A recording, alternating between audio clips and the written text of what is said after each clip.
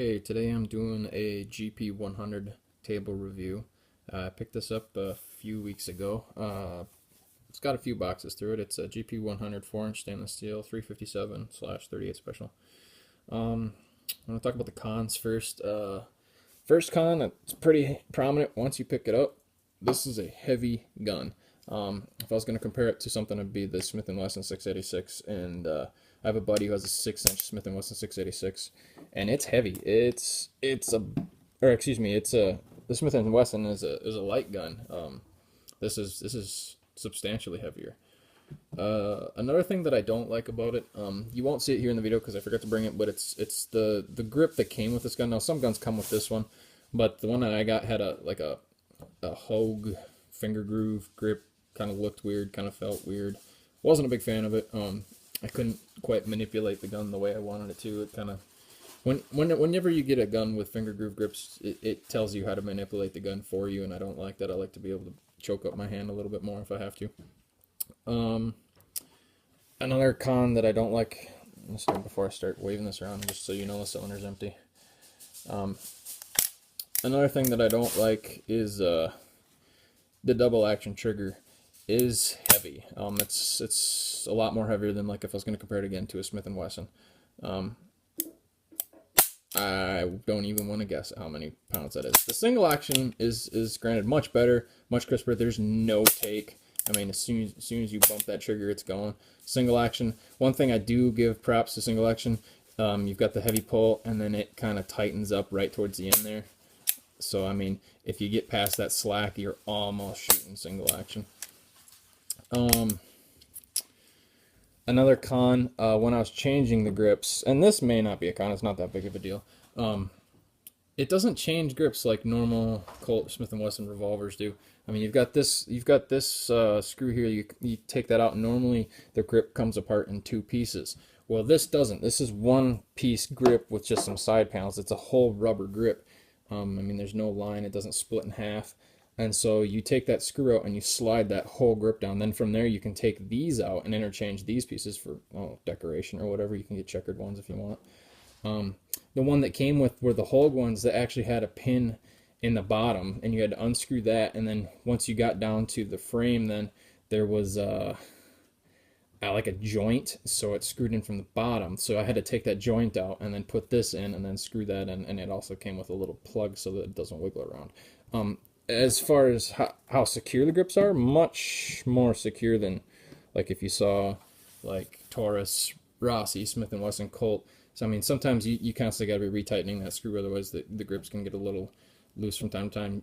I don't think I'll ever see that with this gun just because of the unigrip. So that, I guess you can consider that a pro or a con, if you're that kind of guy. I guess another con, like with the Smith & Wessons and the Colts, if you do get those side piece grips, you can see kind of a decorative back strap. This one doesn't have it. But as far as it being pros, the new grip, I love the new grip. I can manipulate it a lot better. It's got a nice thumb groove. And these grips do come stock if you can find them, but I mean they're pretty easy to find. They are expensive. I think I paid $50 for this one. But the other one made me bring my hand down here, and then it had the finger grooves, and I didn't like that. I like being able to manipulate my hand way up to the top there if I have to, and that just kind of helps with muzzle flip when you're doing fast shooting.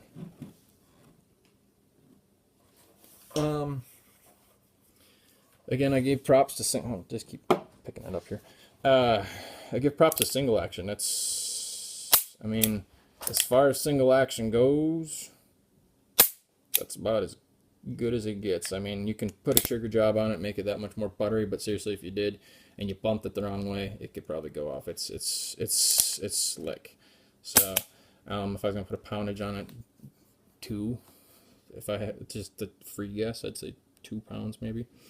That's what it's set at for single action. Another prop, the sights. If we take a look here, you can see that you've got this white outline. That's wonderful. I love that versus I've got some 1911s that just have a normal plain draw from the holster sight with no type of sight identification. So I mean, for quick shooting, point and shooting style shooting, yeah, no big deal. But if you're actually aiming, it's really hard to acquire a sight picture if you can't figure out where the edge of the sights are, especially in low light situations. This little line right there really helps. So I mean, for quick target acquisition, I love that little light. Next thing I like about it, the grips are adjustable.